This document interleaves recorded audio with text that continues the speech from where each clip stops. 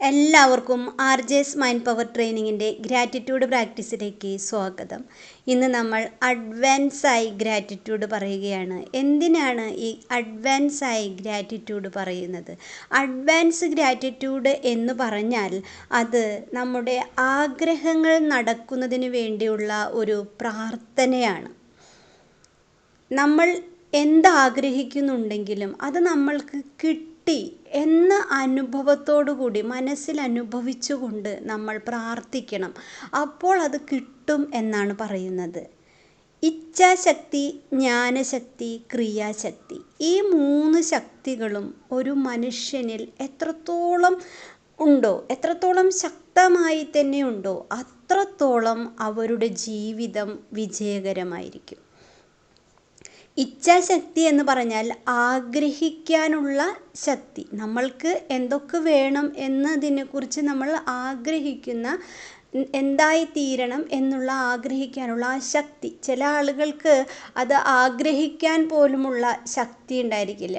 ഇതൊക്കെ ഞാൻ ആഗ്രഹിച്ചിട്ടൊരു കാര്യമില്ല, എനിക്കിതൊന്നും കിട്ടില്ല എന്നുള്ള ഒരു മനോഭാവത്തിൽ ഉള്ള ആളുകളുണ്ടായിരിക്കും.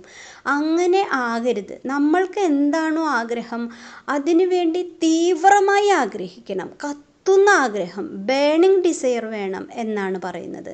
അതാണ് ഇച്ഛാശക്തി എന്ന് പറയുന്നത്. നമ്മളിങ്ങനെ പറയാനൊക്കെ എളുപ്പമാണ്, പക്ഷേ എല്ലാ വ്യക്തികളിലും ഇത് ഉണ്ടാകണം എന്നില്ല. എല്ലാവരിലും ഇതിൻ്റെ അളവ് കൂടിയും കുറഞ്ഞുമൊക്കെ ഇരിക്കും. പലരും പല തരത്തിലായിരിക്കും ഉണ്ടായിരിക്കുക. കാരണം സോൾ ലെവലിൽ, ആത്മാവിൻ്റെ തലത്തിൽ നോക്കുമ്പോൾ നമ്മളെല്ലാവരും വളരെ വ്യത്യസ്തരാണ്. ചിലർ ജന്മനാ തന്നെ നല്ല ശക്തിയുള്ള ആളുകളായിരിക്കും, ഇച്ഛാശക്തിയൊക്കെയുള്ള ആളുകളായിരിക്കും. ചിലർ ഇടക്കാലം കൊണ്ട് എങ്ങനെയോ ഒരു സൗഭാഗ്യം കൊണ്ട് അവർക്കത് വന്നു എന്നിരിക്കാം.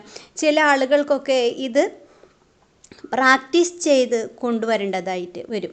അങ്ങനെ ഒരു നിമിഷം കൊണ്ടോ 2 ദിവസം കൊണ്ടോ കുറച്ച് നേരം കൊണ്ടൊന്നും ഉണ്ടാക്കാൻ സാധിക്കുന്ന ഒരു കാര്യമൊന്നുമല്ല ഈ ഇച്ഛാശക്തി, ജ്ഞാനശക്തി, ക്രിയാശക്തി എന്നൊക്കെ പറയുന്നത്.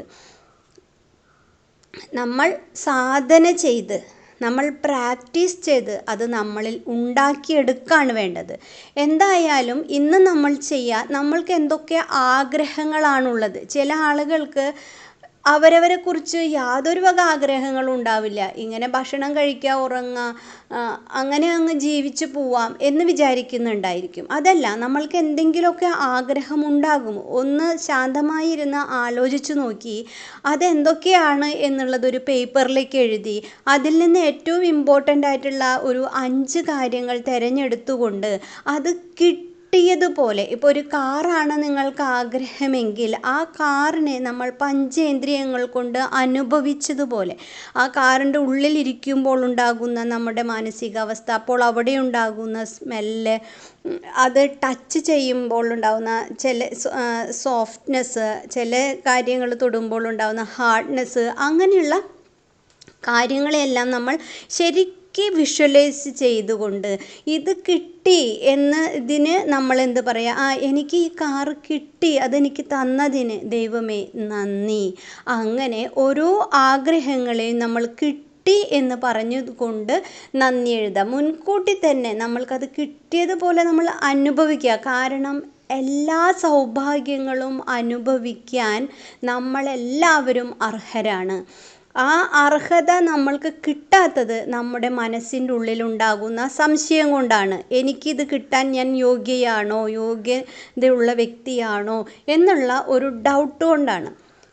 ഇപ്പോൾ ഇതൊക്കെ ഞാൻ പറയുന്നുണ്ടെങ്കിലും ഈ ഡൗട്ടുകളൊക്കെ നമ്മൾക്ക് പെട്ടെന്ന് ഒരു നിമിഷം കൊണ്ടൊന്നും നമ്മൾക്ക് മാറ്റിയെടുക്കാൻ സാധിക്കുന്നതല്ല. പക്ഷേ പടിപടിയായി നമ്മൾ ഇതെല്ലാം നേടിയെടുക്കണം. കുറച്ച് പ്രാക്ടീസ് ചെയ്ത് ചെറുതായി ചെറിയ സ്വപ്നങ്ങളൊക്കെ നേടിയെടുത്ത് നമ്മൾ വലിയ സ്വപ്നങ്ങളിലേക്ക് എത്തിച്ചേരണം. അതിന് സമയം എടുക്കും.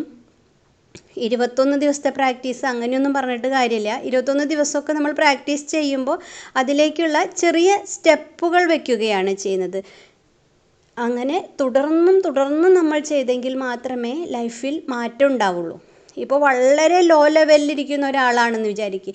ചില ആളുകൾക്ക് ഒരു പണിയും ചെയ്യാൻ തോന്നാത്ത അലസതയുണ്ടായിരിക്കും. കാരണം അവരത്രയും അങ്ങനെയാണ് അവരുടെ സോൾ ലെവൽ എന്ന് പറയുന്നത്. അപ്പോൾ നമ്മൾ എന്ത് ചെയ്യണം? എപ്പോഴും കിടക്കാൻ തോന്നുന്ന ഒരു വ്യക്തി എഴുന്നേറ്റിരിക്കാനായിട്ട് ശ്രമിക്കണം.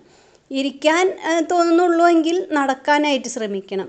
നടക്കാനേ തോന്നുന്നുള്ളെങ്കിൽ ചെറുതായി ഒന്ന് ഓടാൻ ശ്രമിക്കുക.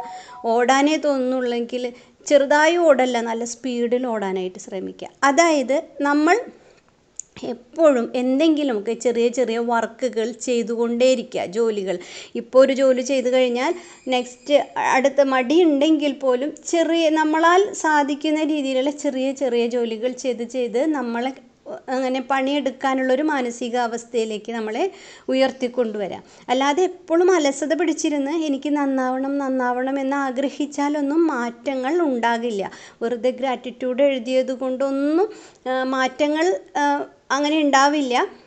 നമ്മൾ കുറച്ചൊക്കെ നമ്മുടെ ക്രിയാശക്തി കൂടി മാറ്റണം. നമ്മൾ ശക്തമായി ആഗ്രഹിക്കുമ്പോൾ അതിനുള്ള കാര്യങ്ങൾ നമ്മളിലേക്ക് പ്രപഞ്ചശക്തി കൊണ്ടുവരും.